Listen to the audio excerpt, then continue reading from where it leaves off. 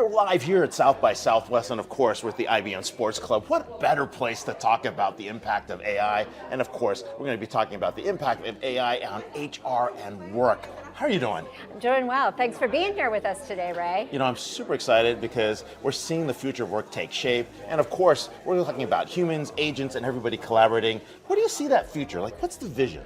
Well, as the HR leader for IBM, with responsibility for over 275,000 IBMers across 170 countries, we spend a lot of time thinking about upskilling, reskilling, and the future of work.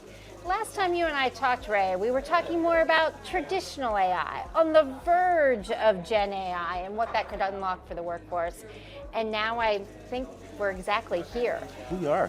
We've gone from augmentation to acceleration to automation and then agents. Agents, and look, that's the part I'm really excited about. When I think about agents, I think about all the best parts of AI that we've experienced thus far, but getting a little bit of a boost on it. Agents allow AI to be hyper-personalized. It allows it to be interactive, have memory customized to you, and it really makes sure that you're going to a one-stop shop for AI versus a bunch of different point solutions. Yeah, it makes a lot of sense. And what we're seeing, I was at one of the largest manufacturers doing a sales kickoff for them. It was a company-wide kickoff, 16,000 employees, and the CEO said, every one of you will be enabled by AI. You'll be working with agents side by side. That sounds like the vision you're talking about here. Absolutely. I think for a lot of, in the early part of AI, everybody was worried about replacement, substitution. It's really exactly what you just said. It's about augmentation, side by side. And the beauty of the agent versus an assistant or a chatbot means that it is customized to the work you do as an individual. Really is what makes all the difference. Yeah, so bring your own agent to work, right? We're going to have people be able to connect as, what they're able to do in terms of being able to look at, your skill set, what you love doing, what you're not good doing. Maybe I'm not as good at math as I should be. My agent will be helping me out on these calculations. Maybe what I'm really not good at is translation, and I now have the ability to do that in real time. This is exactly the point. I think the beauty of an agent is two things. It takes out rote work, the drudgery of work, the really important basics that need to get done, but don't necessarily need your expertise. But the second thing agents do is they can supplement your expertise, exactly as you were talking about, with skills you may not have yet.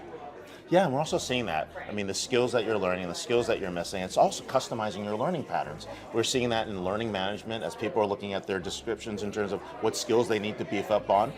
Agents are training other individuals as well. Absolutely, and what we're finding in HR use cases are not only our learning, skill building, upskilling, perfect examples of where agents can help, but we're also finding it creating better experiences in the onboarding or offboarding, again, personalized to you. Wow. All right, so agents are in place, they're in vogue. What are people thinking about in terms of agents and in the future? Do they take one role? Do they take multiple roles? I'm really of this vision, and I have changed my view of this as the technology has morphed. Originally, I think everybody was talking about digital workers. Yes. Standalone, autonomous. But I think with the beauty of Gen AI and the technology, I think we see it more as a supplement, not as an autonomous independent. It also helps with governance, to making sure that you always have a human in the loop and that the agents aren't just running wild. Yeah, no, I think that's an important piece. We see in some advanced companies, we're seeing agents manage other agents. We're seeing humans and agents in the workforce thinking about how those decisions are being made. And when we think about what's actually going on with AI, the ultimate goal is really about how to get to better decision intelligence and decision management. Absolutely, I couldn't agree more.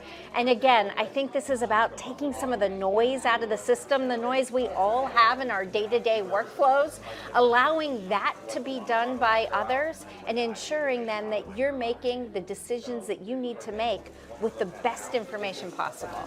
Yeah, I was at a marketing agency a few weeks ago. One of the things they were able to do is, think global marketing campaign. That's like 6 months, massive translation, trying to figure out all the cultural nuances. And they were able to do that in 6 weeks because they had all the translation capabilities. They could change the way videos actually were looking. The creatives were all built around those, and they had the agents behind them. We have a very similar kind of large-scale example with our promotion process at IBM. Using agents to really collate a lot of data, send personalized emails to managers, and then have HR professionals help managers decide how to celebrate employees, how to have difficult conversations when employees aren't getting promoted. But the agents are really doing that, a lot of detailed work.